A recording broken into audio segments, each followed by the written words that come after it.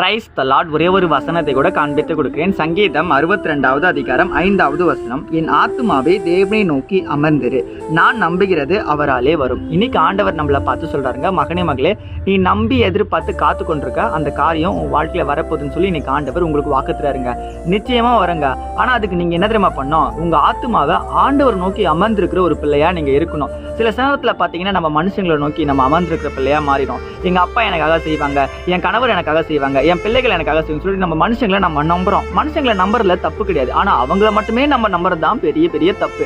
ஏன் அப்படின்னா நமக்கு முதல்ல நம்ப வேண்டிய ஆண்டவராகி இயேசு கிறிஸ்து நம்புறதை விட்டுட்டு உலகத்துல இருக்க மனுஷனை நம்பினா பிரயோஜனமே கிடையாதுங்க. ஏன்னா அவங்கள படைச்சதும் ஏசப்பா தான், நம்மள படைச்சதும் ஏசப்பா தான். அப்ப நம்ம ஏசப்பா நம்புற ஒரு பிள்ளையா மாறும்போது நம்ம எதிர்பார்க்கிற காரியத்தை நம்ம நிச்சயமா பெற்றுக்கொள்ளுவோங்க. இன்னைக்கு உங்க படிப்புல, உங்க வேலையில, உங்க தொழில, உங்க திருமண காரியத்துல, ஒரு கர்ப்பத்தின் கனி காரியத்துல உங்களுக்கு இந்த காரியத்தில் தடைகள் நிறைய இருக்கு. இதெல்லாம் மாறாத நீங்க எதிர்பார்த்து காத்து கொண்டிருக்கீங்க. ஆனா நீங்க நம்புற காரியம் எல்லாமே வரணும் அப்படின்னா உங்க